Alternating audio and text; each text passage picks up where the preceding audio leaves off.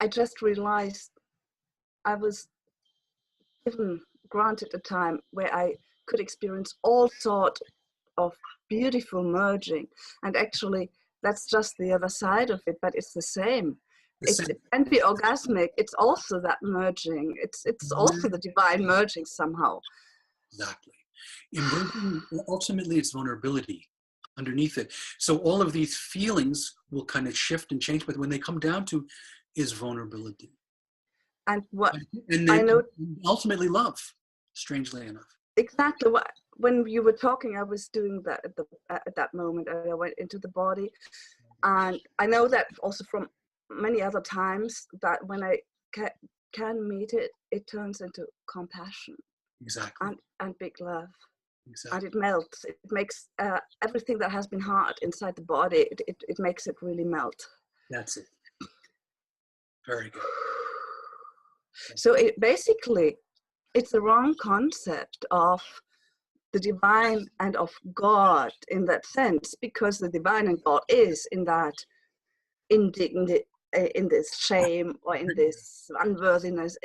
It's all everywhere. This is really interesting. Yeah, I guess I don't remember what psalm it is. There is a psalm where it actually says, here I am in the midst of hell, and you are here as well. I think it's Psalm 139 or something.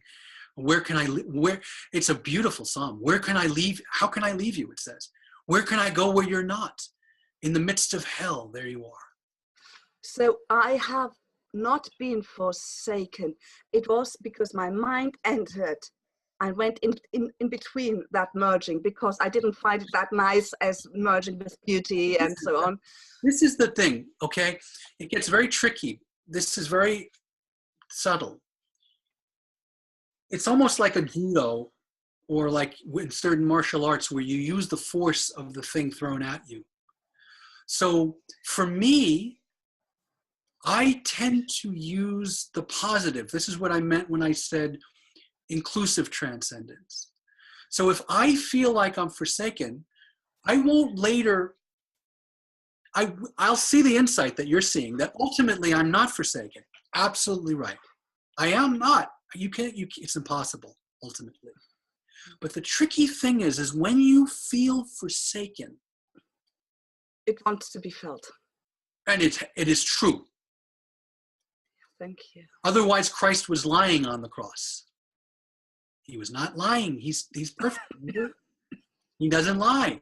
He's the perfectly surrendered one, speaking the truth. Why have you forsaken me? You see, it's a paradox. It's transcendent to our usual mind, which is black and white. It's either this or that. It's not true. It's true. It's like you said at the start of this, it's about levels. At the level at which there is an I, there is a forsaking, because this goes right back to the first thing that Michael brought up, because the universe is not constructed around our best intention as an I. Yeah. It isn't. I mean, it's the thing. This is what humility actually ends up showing. You know, where the American dream is almost like, I can order the universe around me to be what I want it to be. And this is just a kind of bullying with life and a kind of ignoring the ways in which it isn't that way so we could claim it is. That splits us. But the way in which you feel forsaken, you are forsaken sometimes. Let that be spoken and true in that moment. And then the moment is gone. And now there's the insight of, but in the bigger sense, it's this. And then that moment is gone. And then the next moment, but in this sense, that. And then that moment is gone. This is the way for wisdom to happen rather than knowledge that is purely human, like you hold on to it and create a construct. Wisdom mind is continuously, the mind arises, has the insight, sees the truth of it, gone, next. Gone, next. It's transcendental mind, transcendental thinking. It's getting information on a need-to-know basis. It's like in these spy movies where the person is told, go to this address and you'll see this woman with this bag. It's like, well, what does that mean? Just go, okay, do, aha, now I know she's this. But then you find out, no, it's this. Oh, and then again, and then again, and then again, and then again. So so a person's experience is not to be denied. This is the problem actually with traditional Advaita Vedanta language. It's a skillful means, but it has to be thrown away. You know, Ramana Maharshi used to talk about using a thorn to take out thorns, but then throw out that thorn too. The usual way of speaking is to say that the mind is unreal, that the universe is unreal, or that a person's suffering isn't real. Really. It's just mind. Well, you know what? Yeah, it's true and not true. It cuts both ways. It's a half glass, half full, half empty. So as a skillful means, it's good because it points people to the transcendent, to the spacious, to the transcendental divine identity, so they can have that experience. But then unless you have like no habitual tendencies, no vasanas, what's going to happen is you're going to end up being with this human experience, and then you're going around, it's not real, it's not real, it's not real, and you're telling other people that, and it's like not skillful. Not skillful. Yes. So the language of traditional Advaita Vedanta, there's actually an argument in India, been going on for 1,500 years, even probably longer than that, but scholars back and forth about this between tantric, non-dual tantrism in India and non-dual Vedanta in India. And they understand the value of each side. And they'll even say they're right too, they're right too. But the language creates a situation when you say things are not real, in which people have to deny their actual experience.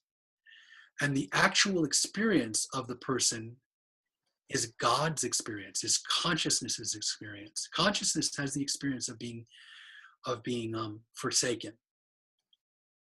That's what it is. It manifests the experience of being forsaken, because consciousness wants to experience every possibility that is in potential. It wants to express and experience everything, because why not? What else is there? That's the nature of consciousness. It manifests and experiences. Now, it could simply have manifested. This is in the Tantric Hinduism. They're very clear. They call it tattvas.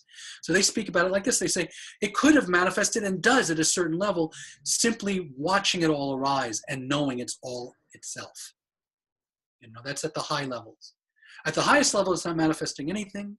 And the level right below, everything is there in pure potential, and it starts to manifest like fireworks, like a kind of great kaleidoscope. And there's a knowing, a wisdom. I am that, meaning I am all of it. And then within that, there's a sense of I'm each of the particulars, and I am. And they describe it very well. But then they say, but it doesn't end there, because that only goes so far. In order to unpack what's the potential in consciousness itself even more, to experience even more, it does something called veiling, which is what Maya is. It's sort of, veiling is kind of a numbing. So it's sort of, if you go to a dentist and you get your Novocaine and then you touch your cheek, it feels like somebody else's cheek. Mm-hmm. So it does this power of consciousness. It manifests the experience of this arm not being my arm, of others being not me. And me, then, now there's a me that's separate from the whole universe, that's not me. And it experiences all of that. And that's where the feeling of separation and being lost and forsaken can happen, because those are all potential experiences in consciousness, and consciousness wants to experience all of them. Consciousness wants to be Gabriel experiencing separation, and then recognizing how horrible it is, and then realizing, this is that, and then the next thing, and then the next thing, and then the next. This is called the play of consciousness, one after the other, after the other, after the other. Does that make sense? A lot. It was really important for me to hear that.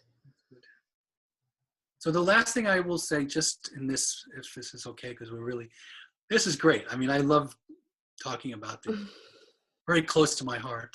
So I thank you so much, Gabriel. And I would also say the dark night of the soul is not just a phase to be passed through. More and more maturity makes it possible. Like if it's a valley, it's not just a valley that you walk through so you can get to the mountain again. The deepest maturity is to be able to learn over time to live in the valley and camp out, so that all the other people coming through the valley will see you and meet you. And that is not something that you need to aspire to, that you need to do. That is something that life brings us to. And it's simultaneous with the mountain. So at a certain point, when you're having the experience of being on the mountain, you have the experience of the valley simultaneously. And you have your experience of the valley, you have the experience of the mountain simultaneously. But neither one cancels out the other. Mm-hmm. It's not like, oh, I'm transcendent, therefore this is not horrible.